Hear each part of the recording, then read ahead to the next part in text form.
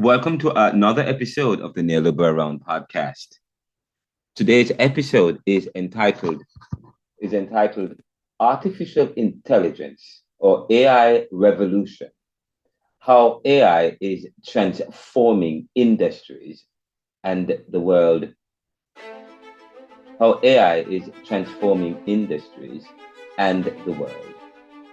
And I am sharing let me stop sharing I am sharing my screen. Let me see, what am I sharing here?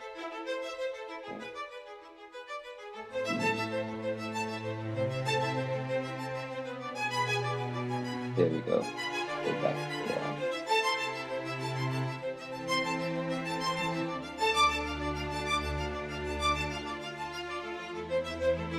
today the Neoliberal, as promised, the Neoliberal podcast presents Data on Stage, the artificial intelligence AI revolution, how AI is poised to transform industries and reshape the world. It is an episode that is brought to you, by the Neoliberal Corporation, sponsored by Statista. And we are so happy that the folk or the team at Statista would share this information and this webinar with us so that we can share it with the world, and we were pleased to participate in this webinar. We are at a pivotal moment in the world. At a time when we are questioning the end of currency, China, Brazil, and several other countries are seeking to replace the US dollar with crypto. Artificial intelligence is becoming normal talk in everyday language as society becomes more sophisticated, thanks to advances in technology. According to Berger Thormundson of Statista.com in an article entitled Artificial Intelligence, Worldwide Statistics and Facts, dated March 2, 2022 in Statista, a major part of real-world AI has to be solved to make unsupervised, generalized, full self-driving work, as the entire road system is designed for biological neural nets with optical images. That's according to a tweet from Musk University. I agreed, saying, what will we do with the rideshare drivers who will be out of work once AI become fully functional in self-driving cars? Not only are we to think about the road system, but also the human being. The more we develop robotics, human work becomes unnecessary, which affects earning potential. Unless we come up with another mechanism to base earnings, or we will live in a welfare consumer society. But who is working on the human and the loss of work? Who is working on revolutionizing human compensation that is tied to productivity and activity, which will become redundant to machines? For every skill or work will become redundant to machines. Every skill or work, AI will eventually replace. So what's next and what gives? The society was never built to facilitate AI. So we may have to revolutionize human systems. Since we move away from the barter exchange systems, so on and so forth. And so that's one of the drawbacks and one of the things I talk about in a recent article, which was the epiphany behind doing this particular show today. But more so, as an adjunct professor at the Jamaica Theological Seminary, there is the issue of plagiarism, where it's easy for students to produce work. But I have argued that we may have to rethink about, just so we have to rethink about the roadways, we have to rethink about schooling. We shouldn't have to require huge sums of money for people to go to school. People have lots of do-it-yourself stuff on YouTube now, where you don't have to go to school to put wheels in a car and to understand how the systems and how to repair systems in a car and so on and so forth. It's becoming easier now. What about those paper writers who used to write papers and so on and so forth, and executive assistants? You know what? This particular show is powerful, and Alexandria, who is one of the leading members, part of the team at AI, who is gonna be interviewing the two powerful guests with us, Timothy Owens and Vadim Makanim, and she will introduce him properly. I think I'm pronouncing his name incorrectly. This particular webinar was was done more so in Europe, and very few people in the West got a hold of this. So we are pleased. The Neoliberal Corporation is pleased to be part of one of the first group of podcasters and media people to make this available to you. Please let us know let us know what you think about this show, and send us a feedback. Here is the webinar.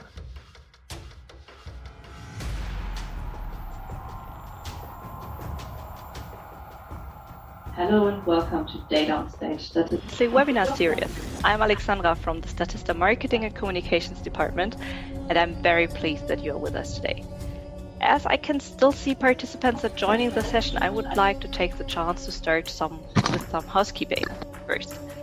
So if you can hear me, please click the raise the hand button below the chat window. I can see many hands are raising. Great. Thanks so much for your support.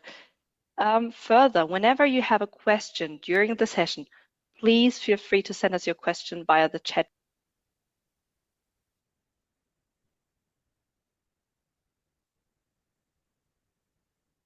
window. At the end of the session, we will take some time to answer your questions.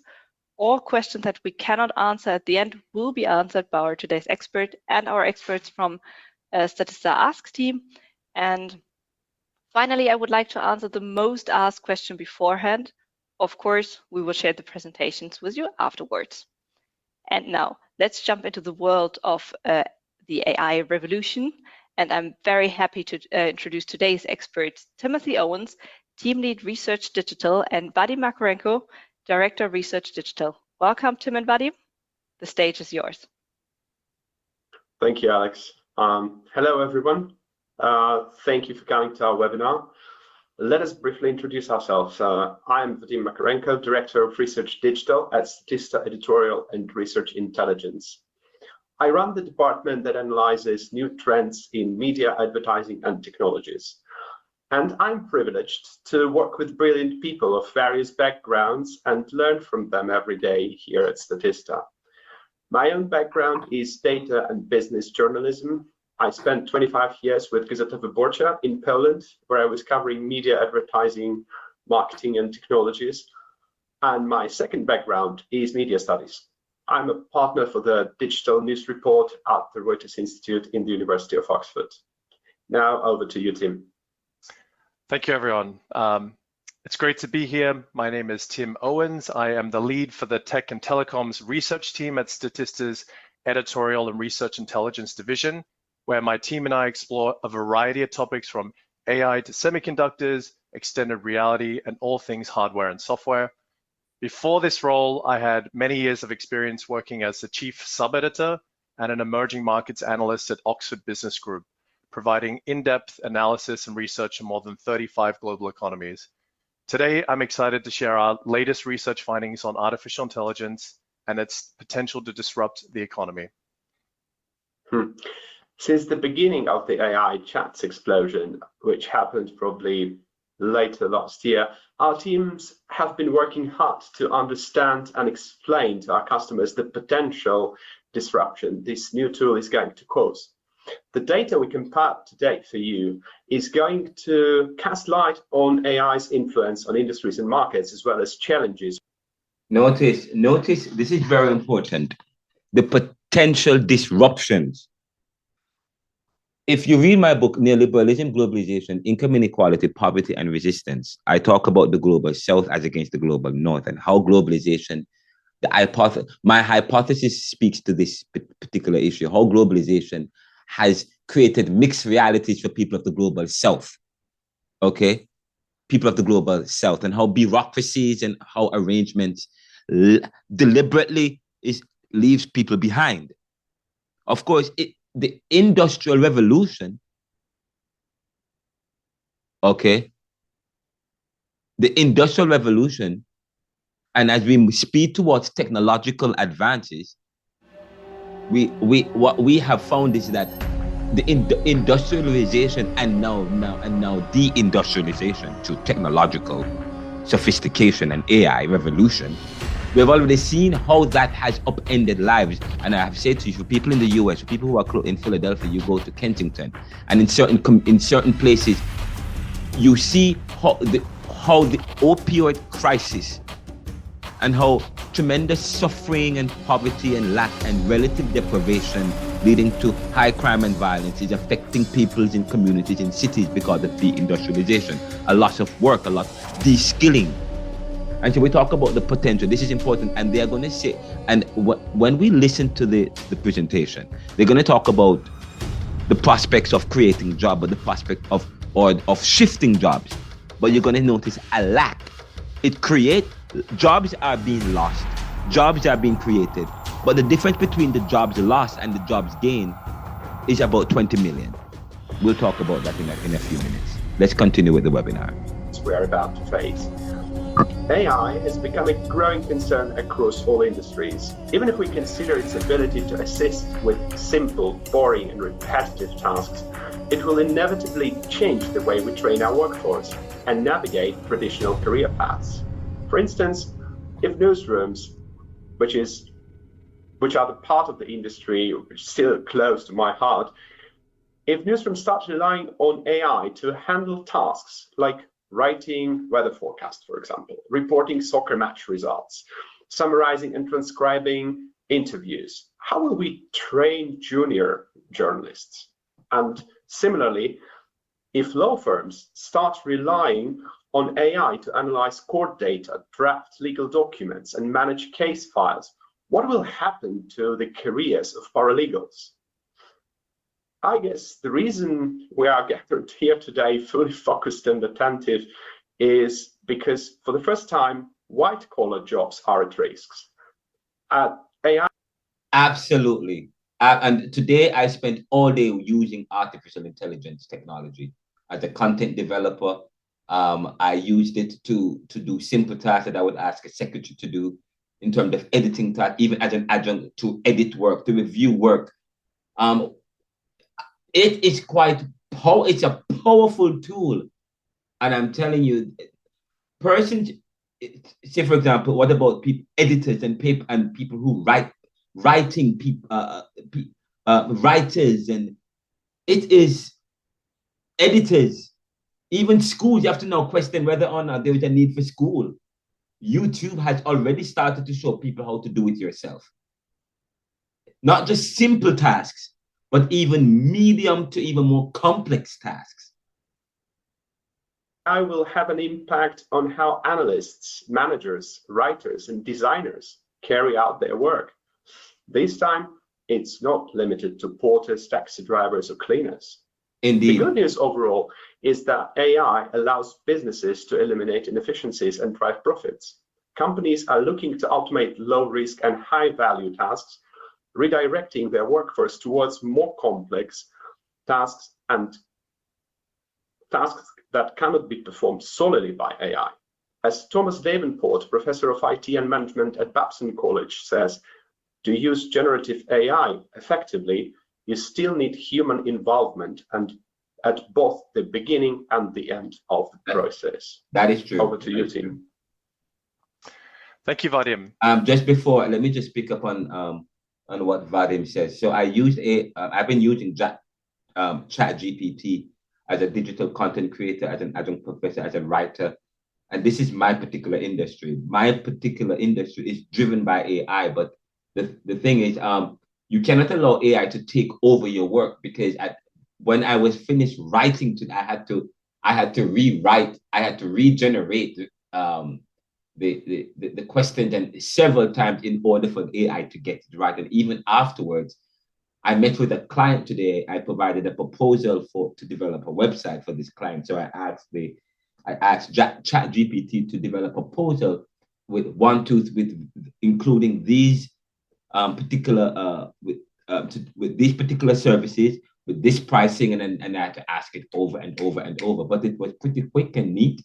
And but at the end of the day, but you still have to edit it and do some work. So if you want to be more effective, AI will provide you with the information you need, but it's not the end all. You'll have to probably play with it to do some more work with it. But I am telling you, it is, once this technology is improved, it will completely change the way we think about how we train people for any industry, both, and if it is utilizing and right now it's a $1 trillion industry.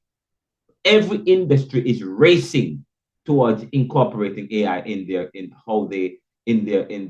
platforms and so on. So in the next couple of years, you're going to see what's going to happen in society. This webinar is revolutionary. This webinar is a webinar you want to listen to and you want to take into consideration. Let's listen to Tim. First, let's take a look at the current state of affairs and see where the adoption of new technologies is actually happening. Which industries are most affected, and what does it mean for all of us? Recently, Lex Friedman, a Russian-American computer scientist, podcaster, and AI researcher, emphasized the importance of considering both the positive and negative effects of technology. He stated, technology usually creates more jobs than it destroys, but for every lost job, there's a deep human cost.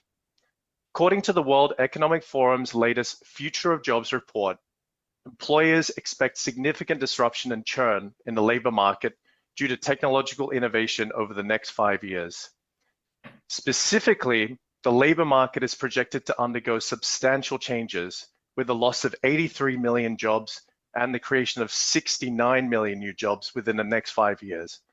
Okay, this is a very important thing. We talk about relative deprivation. Relative deprivation, I mean, high amount of income inequality, high amount of poverty will drive up what those societies, that's a Marxist materialist ideology. High amount of poverty, high amount of income inequality will lead to a high amount of what? Crime and violence. You find that there's been a stark increase in crime and violence as technology, the sophistication in technology and the way we do work, work becomes more technological. It's the sophistication, the evolution of work, the evolution of technology is changing rapidly before our eyes. Okay.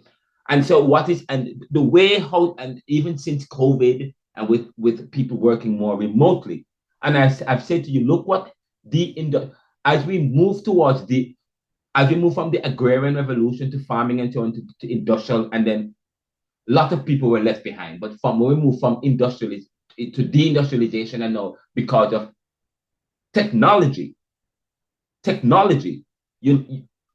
you look what's going on in, again, Kensington and in many communities that usually depend on industrial jobs. Now say for example, you go to car manufacturing plant. They don't need all these. They don't need a lot of people to work these plants. They don't need. You look at the I think the Philadelphia inquiry. They just scaled down their operations. Now they're operating out of a very small office building.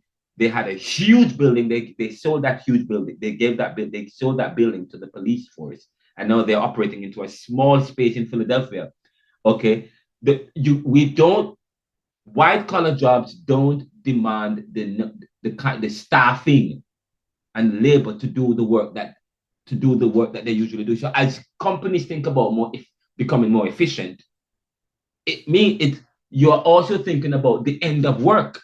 Or the end of certain work and the end of certain labor. You input certain skills within a particular system, you generate all of that work for you. I used to work as an HR manager at Lord & Taylor's. And I remember I used to have a staff, and from a staff to know when it was just myself and my secretary, and then after that, it was just me. But I was doing everything. But you can imagine if I had artificial intelligence, if I had AI, it's changing the way we think about work. It's changing why you think look what's going on with WHYY laying off all those people. They don't need all those writers and staffers anymore. You don't need as many persons to do so what's going to happen to all these people? And just so you know, we're talking about, they said that the labor market will undergo significant changes with a lot of 83 million, the creation of 69 million. If 83 million jobs are lost and we only create 69 million jobs because of AI, that means there is a difference. There is a difference of almost 20 million. What happened to the 20 million jobs? What's going to make up for lack. Theft, we see a rise in criminality in society today. This is quite interesting. Let's listen. Let's continue with listening to Tim. This represents a structural shift of 152 million jobs, which account for 23% of the data set. The rapid advancement of the fourth industrial revolution has sped up the adoption of technologies, fundamentally changing the ways that humans and machines interact. This technological transformation not only impacts our work, but also alters job requirements, skill demands, and the displacement of certain occupations. As we can see, AI is among the top technologies expected to be adopted in the next 5 years, with 75% of companies planning to incorporate it into their businesses. Notably, AI ranks even higher in terms of adoption than virtual and augmented reality. During an April 2023 interview with 60 Minutes, Sundar Pichai, the CEO of Google, highlighted the wide-ranging impact of AI development, stating that every product of every company would be impacted by the quick development of AI, and that we need to adapt as a society for it, adding that knowledge workers in particular would be impacted. While AI adoption has been around since the 1950s, the rates of adoption have experienced remarkable growth in the past 5 years. In 2017, a survey by McKenzie and Company showed that 20% of respondents had implemented AI in at least one business area. However, by 2022, this percentage had surged to 50%, marking a 2.5-fold increase compared to 2017. So where is this adoption happening around the world? As we can see, AI deployment and exploration varies across different regions, with Chinese and Indian companies leading the way. In these countries, 60% of IT professionals stated that their organizations were actively deploying AI in 2022. Chinese technology giants like Baidu and ByteDance are significantly expanding their presence in the field of AI. In addition to their current product offerings, these companies are exploring new frontiers, such as generative AI tools similar to ChatGPT. Notably, ByteDance is renowned for its AI capabilities, particularly in empowering the recommendation system behind the viral success of TikTok and its Chinese counterpart, Douyin. Furthermore, Chinese firms like SenseTime and McKenzie have leveraged AI to develop sophisticated facial recognition systems. So, which industries are utilizing AI and in what capacities?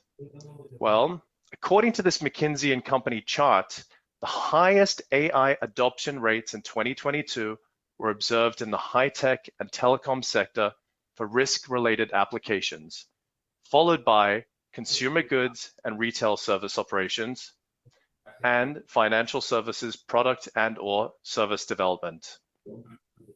Notably, AI is being used in risk assessment to analyze data patterns, identify potential threats, and make informed predictions.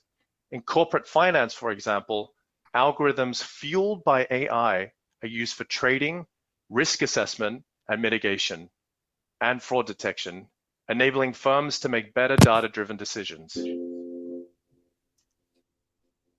OpenAI, the US AI research lab and company responsible for generative AI products such as ChatGPT and DALL-E, has developed technology based on neural networks that mimic the human brain. These networks allow the system to learn from vast data sets and generate predictions based on acquired knowledge. According to enterprise apps today, companies in the tech and education sectors are the primary adopters of OpenAI products for their business processes. Tech companies are utilizing OpenAI's developer tools and APIs to enhance their processes, and in the education sector, chatbots and virtual assistants are used to interact with students and to generate educational content and lesson plans. Most definitely. As an adjunct professor, it will help me.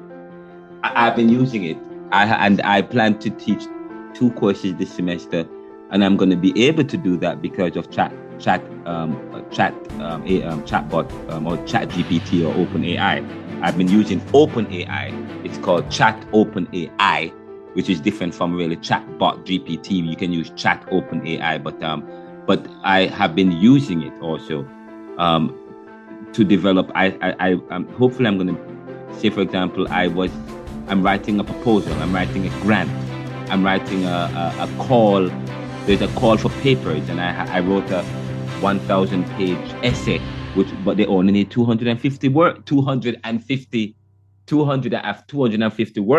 summarizing the essay. I asked OpenAI, copied and pasted the entire thing into OpenAI, asking it to give me a summary of 250 words. It gave me 250 words. Well, it gave me 500. I said, nope, do it again. And until I got 250, then I edited it and submitted it to the Association for Graduate Liberal Studies Professionals for the presentation. So it is quite an effective tool. It is quite an effective tool and a supportive tool. Let's continue with the presentation.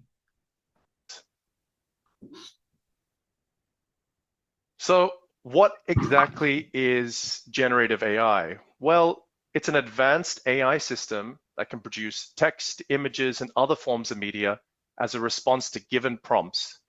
In terms of its usage and adoption, the marketing and advertising industry leads the way, with 37% of respondents stating they use it for work-related tasks. According to Greg Pichota, an analyst from the International News Media Association, for advertising purposes, generative AI is ready to market. Indeed, AI lowers the cost of production and increases supply. New upgrades of Midjourney, a generative AI that creates images, suggest that on the creative front, AI can outcompete traditional agencies on price. A photo session for an established car brand is now at least 40,000 euros, with good artists, the crew, suitable outdoor setting, and post-production all necessary. However, Midjourney generated and manually adjusted images cost a fraction of this price. We may witness the dawn of small creative industries and boutiques where just a couple of creatives empowered by generative AI will produce ad campaigns which today require at least 30 to 50 employees. Now, a clue as to where AI adoption may increase in the near to medium term lies in where global private investment is currently being directed. In 2022, there was almost 92 billion US dollars of private investment in AI, with the medical and healthcare industry receiving the lion's share at 6.1 billion, followed by data management, processing and cloud, fintech, and cybersecurity and data protection. Take the medical sector, for instance. AI algorithms are used to analyze patient data for faster and more accurate diagnoses, and in enhancing medical imaging analysis to aid in early disease detection. Now, let's explore what the most important skills for the future are and what professions are most exposed to automation. According to the WEF, more than 70% of companies surveyed consider creative thinking and analytical thinking to be the skills most expected to rise in importance between 2023 and 2027. Indeed, cognitive skills are the skills growing in importance most rapidly due to increasing complexities in the workplace. Technological literacy is the third skill most expected to rise, with almost 68% of companies considering so, while almost 60% of companies believe AI and big data skills will rise in importance over the next 5 years. As we navigate the fast-paced changes in the professional landscape, it's evident that fostering creativity, analytical thinking, and keeping up with technological advancements will be key to thriving in the workplace of tomorrow. But how about recruiters? Who are they currently looking to hire And what tech skills are they after? Well, the most demanded tech skills by recruiters in 2023 are web development, DevOps, and database software. In terms of AI, around 25% of recruiters were looking to hire people with AI, machine learning, and deep learning knowledge, making this the fourth most in-demand set of tech skills for the year. So let's dive into the world of job trends for 2023. What are the fastest growing positions and which ones are experiencing a slowdown? Well, the most rapidly expanding positions are dominated by technology, digitalization, and sustainability, with AI and machine learning specialists leading the way. These roles are followed by sustainability specialists, business intelligence analysts, and information security analysts. On the flip side, the fastest declining positions, due to their repetitive nature of the tasks involved, are primarily clerical and secretarial roles. Bank tellers and related clerks, postal service clerks, cashiers and ticket clerks, and data entry clerks are expected to experience the most rapid decline due to the influence of technology and digitalization. Based on the outline. But what does all this mean for the future of jobs? Will there be more opportunities or fewer? Let's delve into some insights. When it comes to big data, the majority of companies surveyed worldwide hold an optimistic view. 65% of these companies believe that big data will have a positive impact on the global job market, creating new employment opportunities, with only 7% anticipating job displacement. Now, let's turn our attention to AI. It's expected to bring about more significant disruptions to the labor market. Around 23% of organizations are bracing for job displacement due to the adoption of AI, while 49% see it as a catalyst for job creation.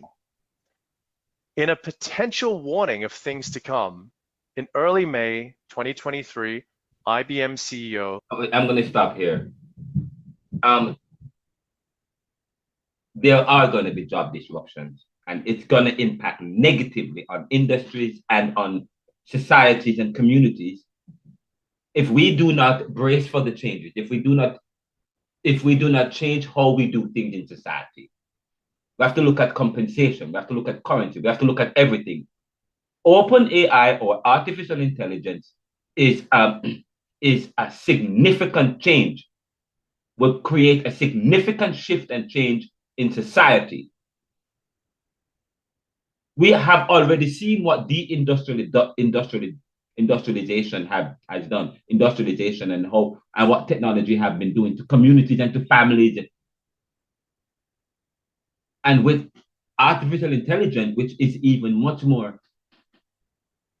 technological, it completely, and not only is it looking at we're not looking at manufacturing industries now, we're also looking at white collar jobs. It will create problems in industries and in the world of work and in society. Okay, to say that, oh, it's going to create great opportunities, we're speaking thin air. Okay, as a society, we have a responsibility, and this is why this is very good to have a webinar like this. Is quite important. Okay, it's quite important. But this, my recommendation is this, and my suggestion is this, and based on my reading and everything, it is this that we will have to do with. We have to do away with currency. We have to do away with how we think about compensation and the values that we put on work. AI is cheapening labor now. It is cheapening labor. Labor becomes cheap. It is cheapening work, the value of work and labor, and so on. I'm telling you that.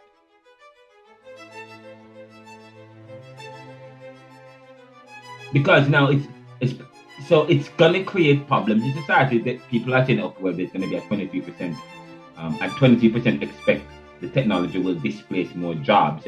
Meanwhile, only 7% believe big analytics will displace jobs, while 65% predict it will create more jobs. That's a prediction based on what? Yes, it will create more jobs than the job that it is losing. Absolutely not. That's not what we're seeing. From where I sit and with what I can do, I can do with less people and less organization. A smaller organization. I believe the organization may become more profitable, but maybe not, because with AI, it creates more people can now do what 1 or 2 or 3 organizations have a monopoly or expertise over. Now everyone becomes an expert or have expertise to do a particular thing, given artificial intelligence. We have to be realistic with what we are talking about. Let's continue. Let's pick up from where Timothy left off. Arvind Krishna said the firm would like to pause hiring for 7,800 jobs because these roles could be performed by AI in the coming years. Indeed, he said the company would. There we go. There is no way that someone can say that while someone is saying that, they can pause hiring 7,000 people over the next 7 years. But there are those who are saying that, 65% predict that big analytics and AI will predict that it will create more jobs. Absolutely ridiculous. It will create more jobs. People who can create questions, people who can manipulate. We already have those people. We just wouldn't need at least 10 people. We won't need 10 people in the newsroom anymore. We only need 5. Would either slow down or suspend back office functions such as human resources. Okay, that's another thing. We will have to what? Slow down or cut out human resources. Society and industries was already cutting out human resources, outsourcing it to other people. They were already doing that. Now they don't even have to outsource it, because the jobs can be done in-house by a robot, by a machine, by an artificial intelligence. And I say to you, part of what's going on in society in terms of people's inability to properly resolve their conflict and persons who are this mass shootings happening in society is because we no longer have human resources. We no longer have customer service dealing with these issues. So people now are taking their grievances elsewhere. People are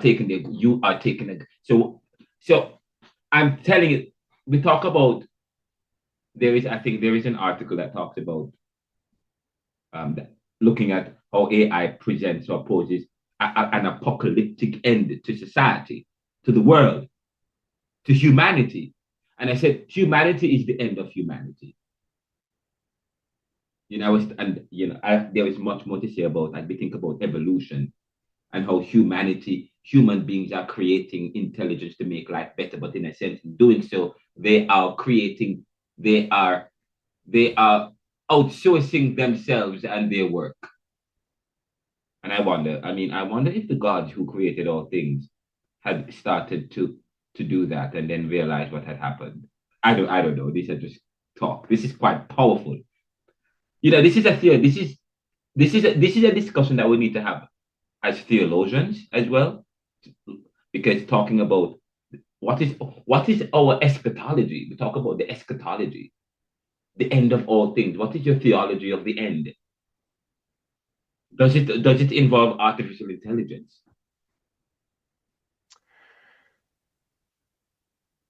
As the rollout of AI progresses,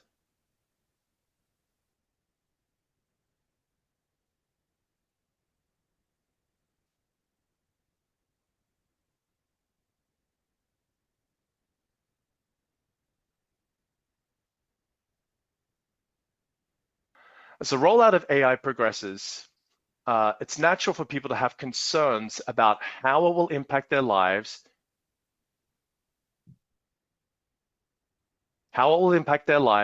and the future of their jobs.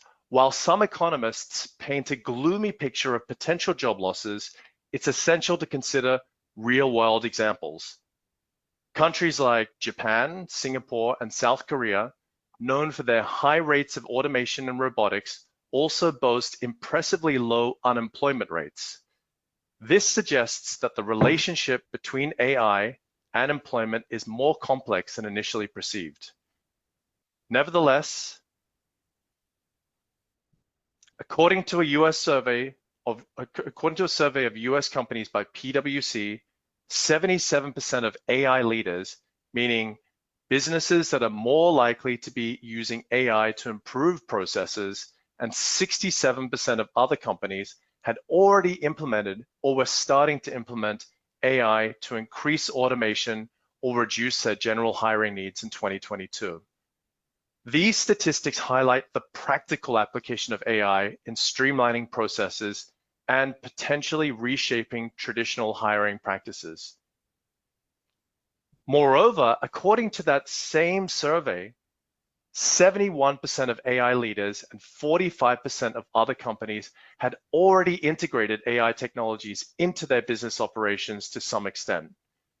According to PwC, those AI leading firms were approximately twice as likely to report substantial value from AI initiatives to improve productivity, decision-making, customer experience, product and service information, employee experience, and more. Okay, that does not say anything about employee retention. Or these same companies, how many? Compared with other companies, what's their staffing look like before and after they implemented artificial intelligence and these kind of robotics and technology? These Japanese firms and how they were able to do that and how they were able to integrate. Please remember that artificial intelligence is now we're getting much more sophisticated. We're getting much better in terms of artificial intelligence, in terms of improving in the technology. So we are at the embryonic stages of artificial intelligence, okay? And unemployment is low in Japan, but they're still dealing with the issue of unemployment.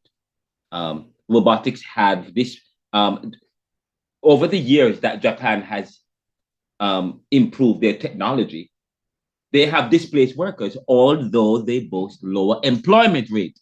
We have to put it into perspective. It is not true. Okay, fine. And now you speed forward to the US.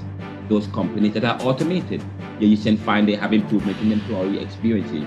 You have improved customer service experiences. Fine.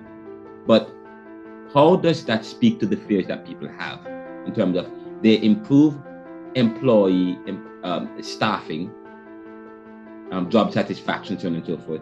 But in terms of staffing and how many people did they employ over last year compared to years that they were not as automated? Okay, how has the implementation and how have the implementation of the automation by AI over the last couple of years, how have that affected employee retention or their staffing? How many and their turnover rate?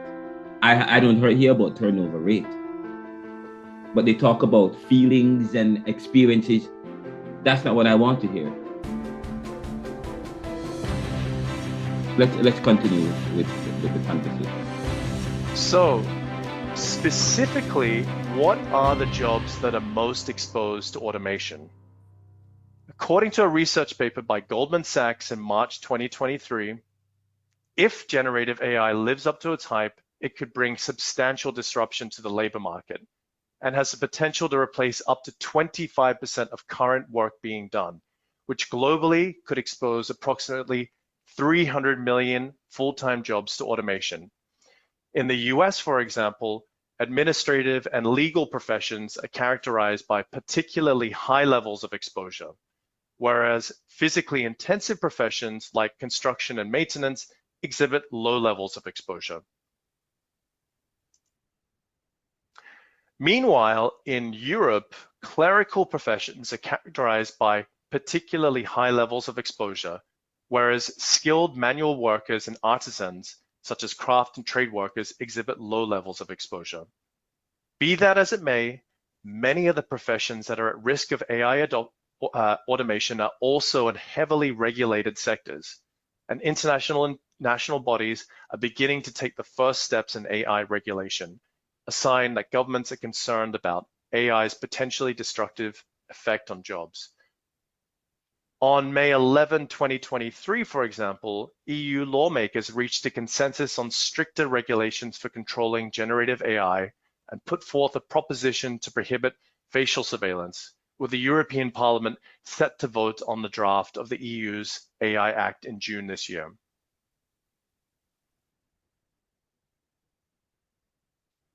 As we've seen, the potential...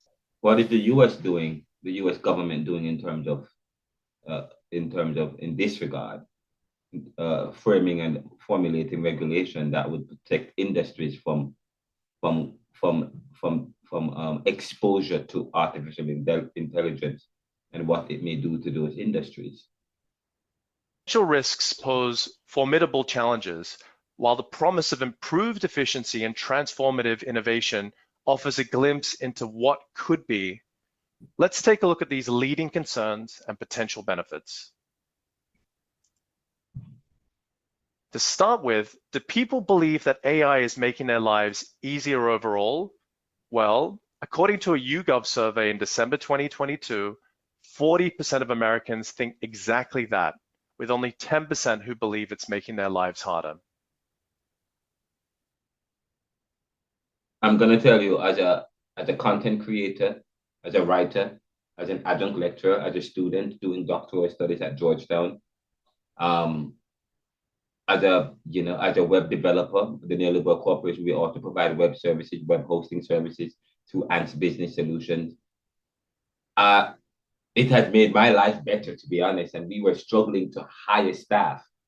We were struggling to hire and to get, and now some of the stuff that we were thinking about, we were hiring to get people to do, we don't have to do that anymore. So in a sense, it helps. You don't have to think about getting all that loans to hire people to do things that we would have usually had to do. So therefore, then it also helps small businesses and startup. It helps. So certain companies and small businesses and so on that have a problem with generating and paying staff and getting capital to hire staff. Some of the stuff that you would have wanted that staff to do now, you don't have to rely on. You can use OpenAI. So in a sense, indeed, it helps small startups. It helps mama papa stores and companies. One young lady I met some time ago, it's helping to develop the content on her website. If I'm telling you, OpenAI has revolutionized my work. And if you can get AI, it will help to do. And as people move towards we talk about the barter system many years. I believe that the end of the life, I believe that we're going back to what things used to be. Because if you know what's not being displaced in terms of what has the least exposure, what skill has the least exposure?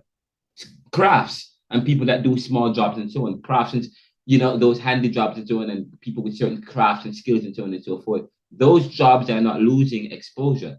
And I'm saying as we move to as we think about work today, we have to now probably rethink about work. And we think about how the valuation we put on people's work as well. That those things are very important. Let us continue with the discussion. However, AI adoption doesn't come without very real risks and challenges.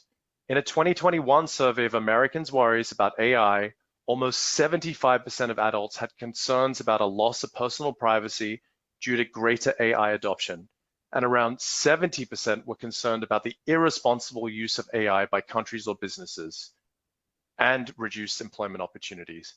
Interestingly, by the way, when we talk about irresponsible, yesterday there was a news story about someone went into AI and asked, "How do I rob a bank?" And the AI, and they manipulated it until or rob a store or something, and it provided a movie of it provided a movie of a movie scene or script where it involved robbing a movie. So quite interesting. Talk about plagiarism, in other words, asking students to do work, but of course, and so it turned in a particular, but of course, those fears, but those aren't real fears when it comes to it supporting students, because I believe that students would now utilize it to generate amazing papers that are seamless and free of errors. But I say to people, I deliberately leave errors in my work so that people will know that it is not AI generated. Let us continue with the discussion. Respondents were more anxious over the irresponsible use of AI than potential job losses caused by the technology. These concerns are not exclusive to the public. Even renowned figures in the AI community share similar worries. Geoffrey Hinton, widely regarded as the godfather of AI, recently announced his resignation from Google in an interview with the New York Times. Hinton expressed his concern for generative AI being used as a tool for misinformation, saying that it is hard to see how you can prevent bad actors from using it for bad things. Indeed. Well, this is what I've said. Teach people critical thinking. Teach people critical thinking. Beef up the education. Now is when countries and governments and organizations and institutions need to focus on looking at education and how education is provided, rethinking education and looking at socialization, looking at systems and ways, okay, looking at these things to prevent some of these things from happening. You have to teach people critical thinking so that they can and logic and reason and common sense, and to decipher between things. Improve the education that we offer to people, and instead of diluting it. And just so you know, artificial intelligence will also probably help to provide that. By the way, I think Twitter has now community notes where individuals can respond to people when they, we talk about peer review. When someone writes a particular paper and submit it and want to publish a paper or book in academia, an academic book or a paper or essay, it has to go through peer review. The other peers have to review it. So when something is generated by AI, if it is not reviewed by other persons, it is just information that is not reviewable. It is not authentic. It lacks authority. Okay, when it is peer reviewed and goes through the rigor of academia and so on, then yes, it can rise to that level. So we already have things in place to ensure that information that is being put out is one of that carries with it a particular pedigree, and that has authority, that has reputation, and once it is peer reviewed and so on and so forth. Okay, so we have to ensure that we have to probably build that into the system. We find ourselves entering an age that resembles an AI arms race among the big tech firms, or a modern day gold rush with a Wild West spirit. That things will get both very interesting and ethically complicated. We're likely to enter a period of not being able to trust the authenticity of photos, video, audio, and text, and how we solve this problem is still up for debate. Turning our attention to AI risk from a business perspective, cybersecurity takes center stage as the primary concern for organizations integrating AI into their workflows. In fact, over 50% of respondents in 2022 highlighted cybersecurity as their top priority for mitigation. Cybersecurity is likely the primary focus of mitigation due to the increasing complexity and potential vulnerabilities associated with AI systems, which require robust protection measures to safeguard sensitive data and enterprise interests, and in preventing cyber attacks. But what does responsible AI implementation look like? Well, responsible AI systems take into account broader considerations such as fairness, transparency, accountability, privacy, and the potential impacts on individuals and society. They are designed to mitigate biases and minimize harm for users. Moreover, it involves ongoing monitoring, evaluation, and adaptation to ensure that the systems operate within acceptable bounds and avoid unintended consequences.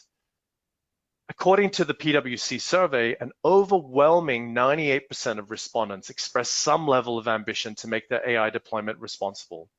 However, it is worth noting that less than half of them had concrete action plans in place. Interestingly, the most common response regarding responsible AI deployment was to ensure compliance with applicable regulations. But the allure of AI's potential productivity gains and lucrative rewards for early adopters are too enticing to resist.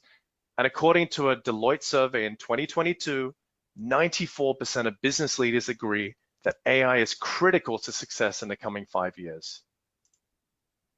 In that same survey, AI deployment was found to deliver valuable real-world business results, with approximately 50% of respondents significantly more likely to report positive revenue-generating outcomes from AI deployment.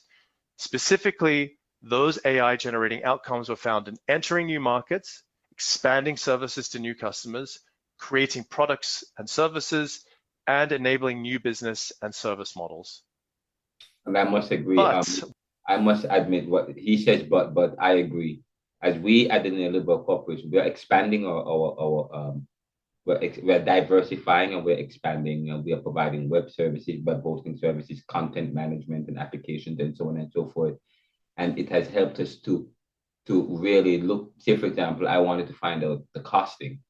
I said to OpenAI today, write me a proposal with a cost range, and then we can negotiate. It's artificial intelligence or OpenAI really, especially for young small startups, small businesses, it really helps. Now we can do paper writing service for people even easier. We can edit even much more easily. But guess what? People can do it themselves too, but if they know how to do it. But guess what? It's free. It's easily accessible.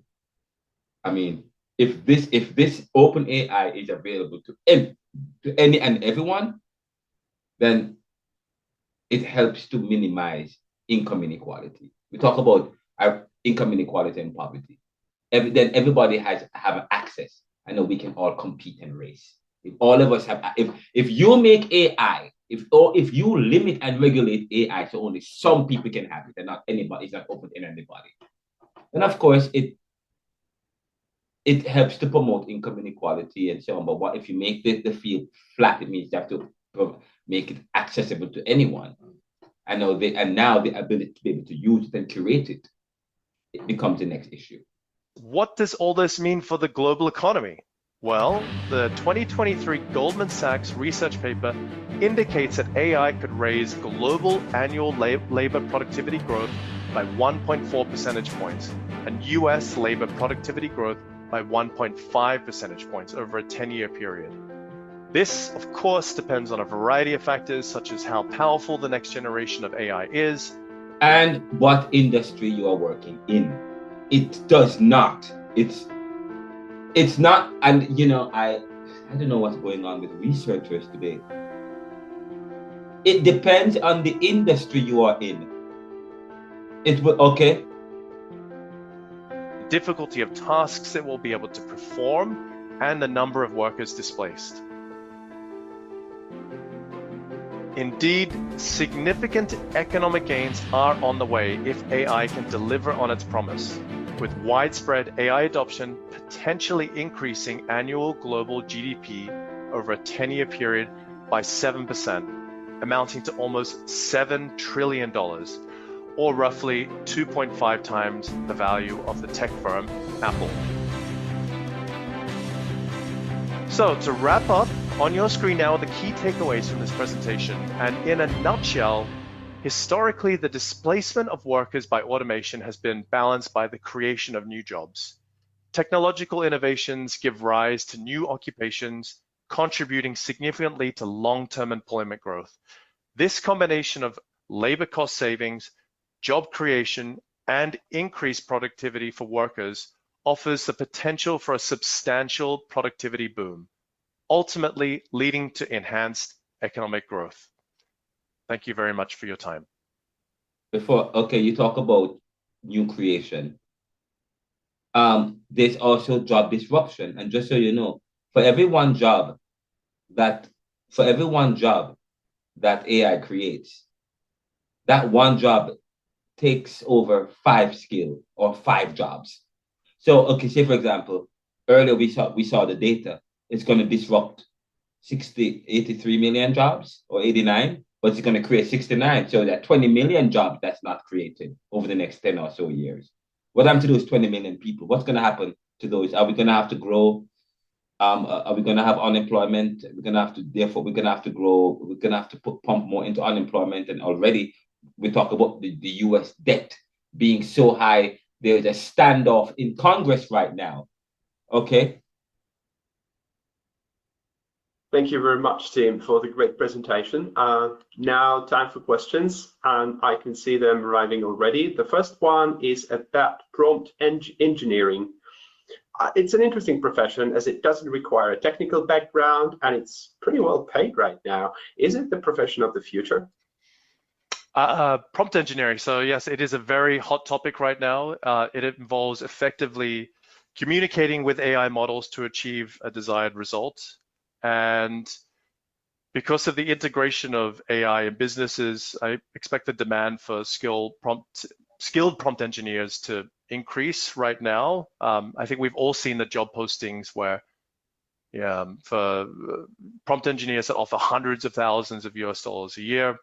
And I think right now, if it could, give you a competitive advantage in the workplace and improve your career prospects. But I also think that prompt engineering is going to become a saturated market in the near future. So I think we can expect within 1 or 2 years that companies may start considering prompt engineering to be a standard skill that is required for jobs of the future. And by prompt engineering, they're talking about generating AI responses, conversing, entering prompts within curating questions so that AI generates the right responses and so on and so forth. I spent quite a few time working on that today, and I've mastered prompt engineering. It's not difficult at all. So that's why it will become standard. It will become a clerical job. You have people at the call center taking calls and so on and so forth. Prompt engineering, where people now are going to be entering prompt questions and whatever within the AI model for it to put out whatever it wants. So, of course, yes, I completely agree that it's going to be part of the clerical aspect of AI. Next question. Thank you. And here's the second question. How will governments drive this economic impact? How about social responsibility and ethical behavior related to data privacy? I can take this question, and as much as I hate this popular saying, it remains to be seen, that's actually the case this time, because I think key is the regulation. It took 14 years since the Facebook birth to regulate social media industry, or at least to start regulating. In case of ChatGPT, it's going to be more or less 6 months, maybe a bit more. So it all depends how regulations will go. And it looks like after the initial backlash, ChatGPT makes its way to the public education system in the US at least. Schools in the New York City are introducing ChatGPT, and they encourage even some students to use and support their education. So I believe it's an open question how this industry will be regulated and how governments will drive this economic impact. Yes, I agree. I mean, there's also some examples. Italy's temporary block of ChatGPT due to privacy concerns, and a number of other countries that are considering similar action indicate some kind of cooling down in terms of, AI deployment at full speed. I hope we have time for one more question. Before that last question, I don't see how AI, I'm not sure what privacy issues people are concerned about. I'm not sure what the issue is. I've been using OpenAI. I'm not sure about the privacy issues. Probably the thing is that it pulls from the chat GPT or artificial intelligence, it pulls information from the World Wide Web. When you ask a question and it generates a response, the response that it generates, it's not new. It's something that's out in the world. Somebody it finds information somewhere in the World Wide Web and gives it to you. It doesn't give credit. What they have to do is to build AI within AI a kind of a referencing kind of a tool where whatever it pulls from the World Wide Web, it provides some kind of reference, so to speak. I think that is something you have to think about. The second thing is, but outside of it pulling information, people were still doing it, going on Google and Wikipedia and pulling stuff and doing it themselves. The only thing is that they don't do it now. The machine does it for themselves. I don't see the big deal. That's not the catastrophic thing. I believe where AI poses a problem is that it levels the playing field. Where AI poses a problem is that it means if anyone have the ability, or if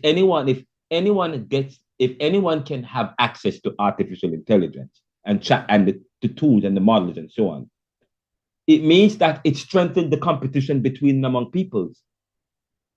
It means then that larger companies, their wealth are now threatened.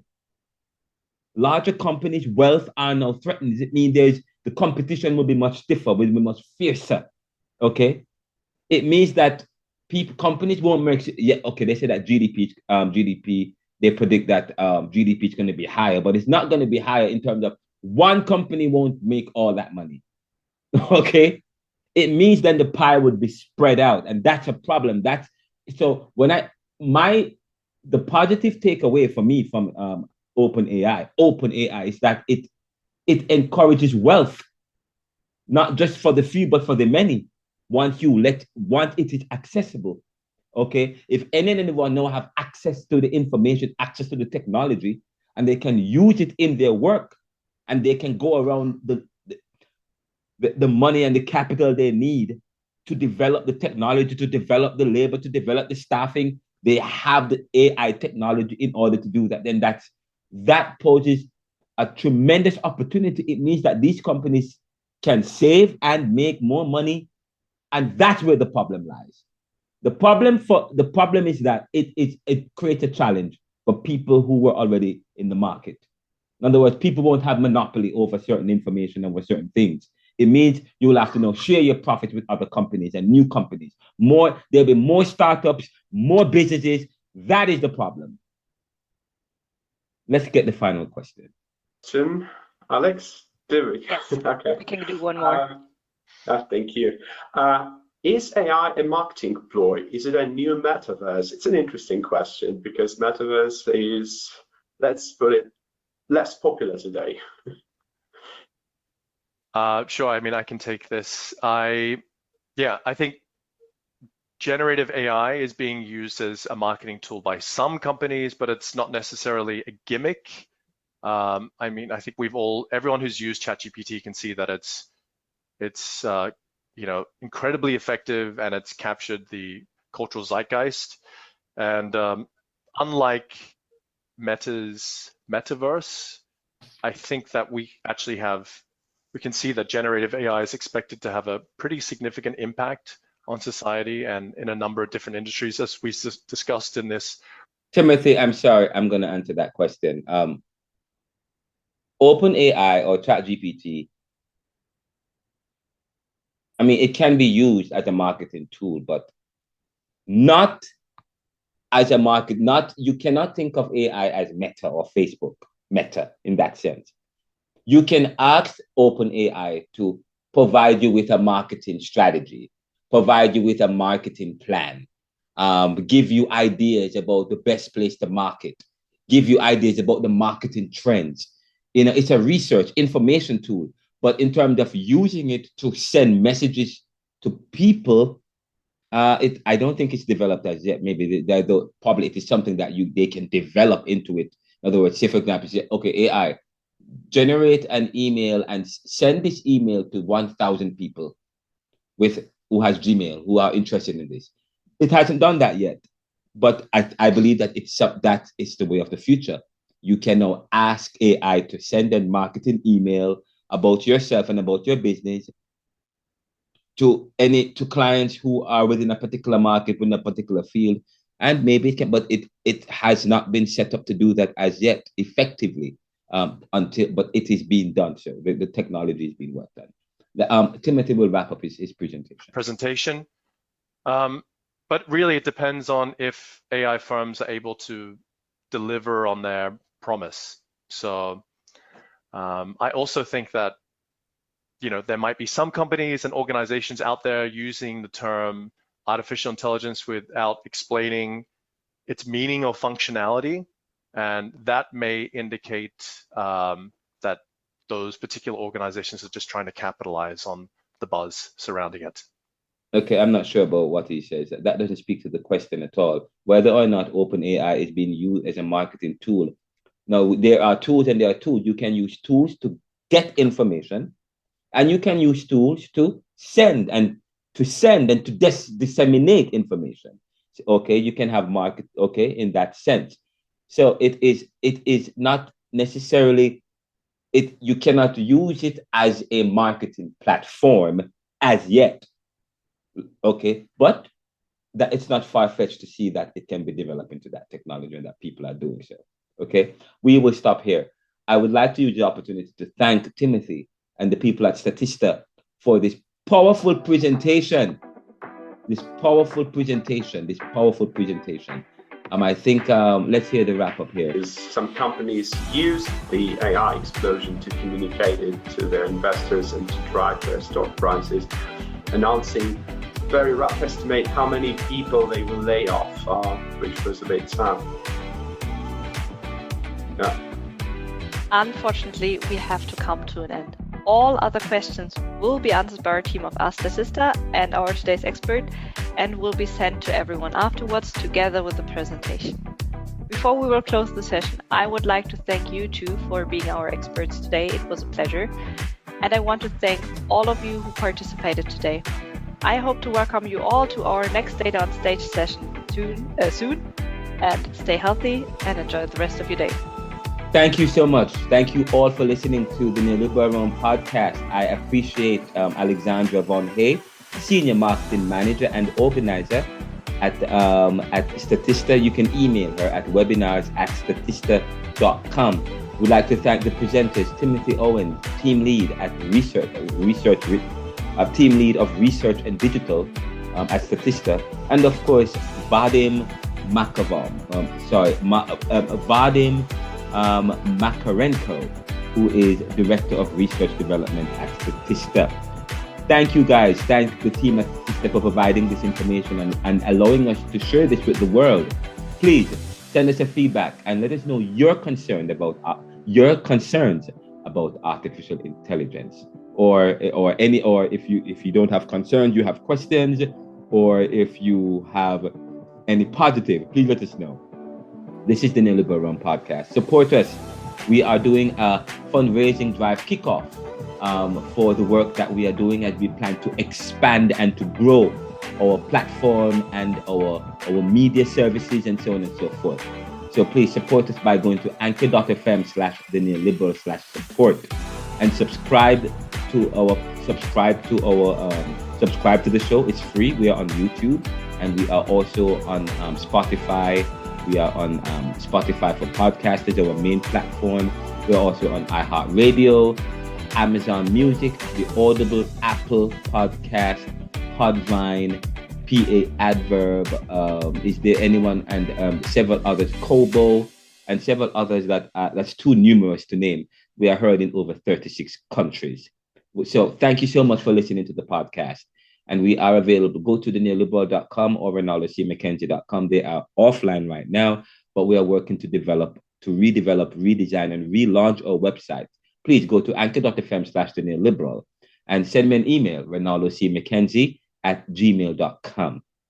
Thank you for listening or for watching. What good?